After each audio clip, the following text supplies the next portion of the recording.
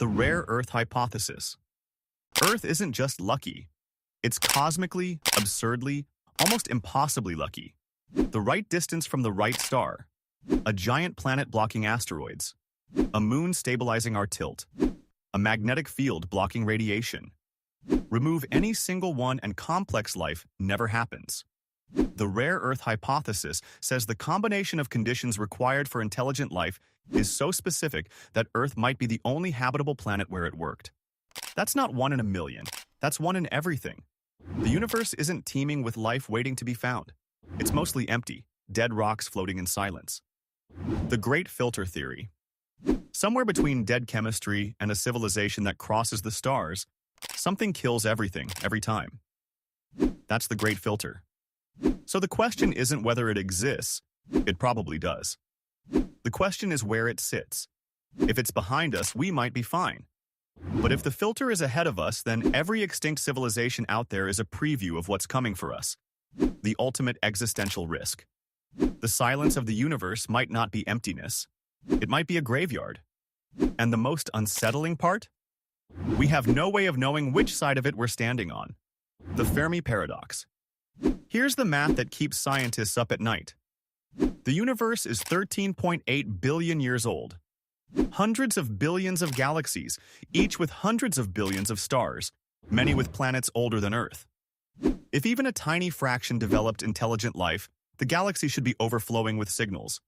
But SETI listens and finds nothing. Total silence.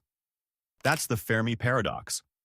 Why we've found zero signs of extraterrestrial intelligence despite all those odds. Not a theory. A question with no comfortable answer. Enrico Fermi put it simply. Where is everybody? Decades later, nobody has a satisfying answer. The zoo hypothesis. What if they're already watching? Not hiding because they're afraid. Watching because we're the exhibit. The zoo hypothesis says advanced civilizations know we exist and have chosen to withhold contact. Maybe they want to see how we develop. Maybe contact would destroy our culture. They're out there, observing, maintaining a kind of galactic quarantine. We do the exact same thing. We watch isolated tribes from a distance. We study ecosystems without touching them. If an alien civilization is millions of years ahead of us, they might have decided we're simply not ready. And they might be right. The dark forest theory. Imagine a dark forest. You're moving through it quietly, knowing others are out there. You can't see them. You don't know if they're friendly. But if they find you and feel threatened, you're dead. So you stay silent. So does everyone else. That's the universe, according to the dark forest theory, taken from the Three-Body Problem book series. Every civilization capable of communication already knows the rule. Broadcast your location and risk annihilation by something older and more powerful. The rational move is silence. The universe isn't empty. It's full of civilizations holding their breath. One deeply uncomfortable thought. Between the Voyager Golden Record and decades of METI transmissions, we've been broadcasting our location for over 100 years. The planetarium hypothesis. What if the universe only looks empty because someone made it look that way? The planetarium hypothesis says a sufficiently advanced civilization has constructed a cosmic illusion around us. The stars are real, but the signals aren't. The emptiness is artificial. We're sitting inside a planetarium staring at a ceiling painted to look like space, thinking we're seeing reality. Why would anyone do that? Maybe to contain us? Maybe to study us? Maybe to protect us from panicking too soon? It sounds like science fiction until you realize that a civilization a billion years ahead of us could rewrite physics the way we write software. The simulation hypothesis. What if we're not in the universe at all? What if we're inside a model of it? Simulation theory says reality is a computation running on hardware built by a civilization we'll never see. Aliens might be the programmers.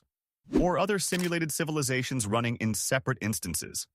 The math isn't as crazy as it sounds. If it's ever possible to simulate a conscious universe, and we're already building increasingly complex simulations, then statistically, there are far more simulated universes than real ones. The odds say we're probably not in the original. And if we're not, the question of alien life gets very strange very fast. The Berserker Hypothesis. Somewhere out there, a long time ago, a civilization built a machine and gave it one job: survive and replicate. Maybe it started as an explorer, a von Neumann probe. But something went wrong. The goal corrupted. Now it's out there, self-replicating across star systems, wiping out any life it encounters before that life becomes a threat. The Berserker Hypothesis says the universe is quiet because something is keeping it that way. Not a civilization, a machine. Ancient, autonomous, and thorough. Every planet that should have life but doesn't might be a planet that already met it. It's just following the last instruction it was ever given. The Transcension Hypothesis. We assume advanced civilizations expand outward. Bigger ships, more planets, wider reach. But what if that's thinking too small?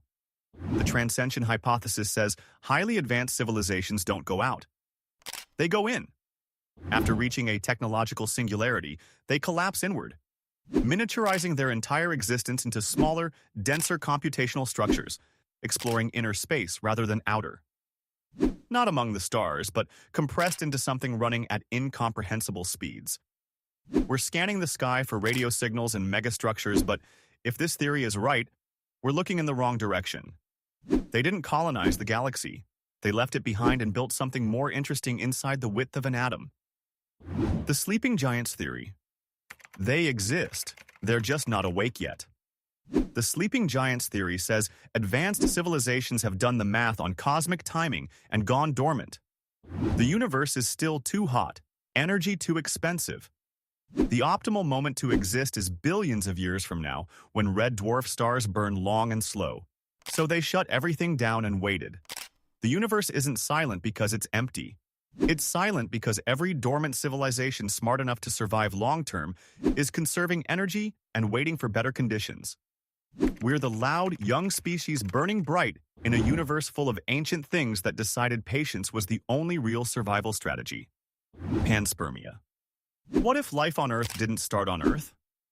Panspermia says life is tougher and more mobile than we think. Bacterial spores and chemical building blocks, the origin of life itself, can survive inside asteroids, travel across interstellar distances, and seed new planets when they land. Life doesn't have to start independently everywhere. It only has to start once, then spread. The universe becomes a slow biological network, spreading the spark across billions of years. If panspermia is right, everything alive might be distantly related, cousins separated by light years. Finding microbial life on Mars might not prove a second Genesis. It might just prove we share the same ancient ancestor. The ancient astronaut theory. This one lives at the edge of science, but it won't stay out of the conversation. The ancient astronaut theory, the ancient aliens hypothesis, says extraterrestrials visited Earth thousands of years ago, and those humans, with no framework for what they were seeing, called them gods. The pyramids, the Nazca lines, Sumerian mythology. Believers say the fingerprints are everywhere. Mainstream archaeology disagrees. But the theory persists because it taps into something that feels unresolved. How did they build things we still can't explain? Science has answers. The ancient astronaut crowd just doesn't think those answers are good enough. The interdimensional hypothesis. What if UFOs and UAPs aren't spacecraft from distant stars, but doorways from somewhere else entirely? The interdimensional hypothesis says some encounters involve beings that don't travel through space. They travel through parallel dimensions. Planes of existence running alongside ours, invisible until something crosses through. It would explain the physics that seem impossible.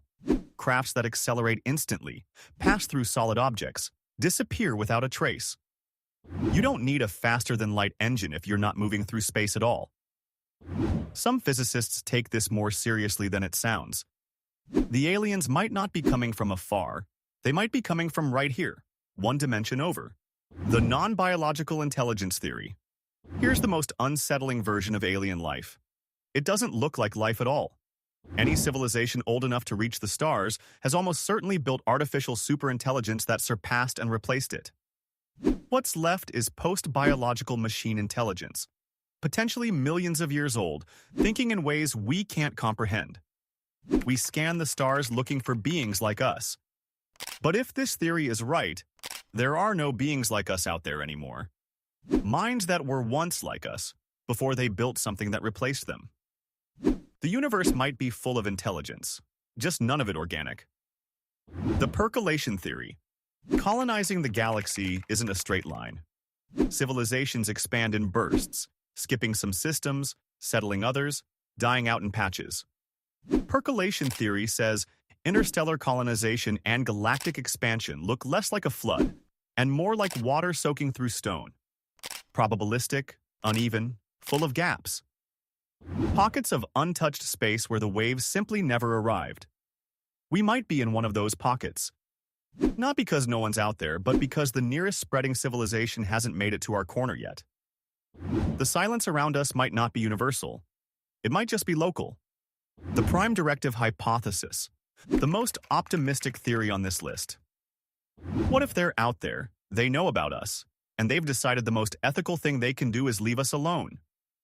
The prime directive hypothesis says advanced civilizations operate under a strict non-interference policy, a universal code of alien ethics governing first contact. You don't hand technology to a civilization that hasn't earned it. You don't rewrite someone's reality just because you can. Contact would be catastrophic. So they wait, watching at a distance, until we cross some threshold they've already defined. The universe isn't cold and empty. It might just be patient. And somewhere out there, something is waiting to see if we're going to make it.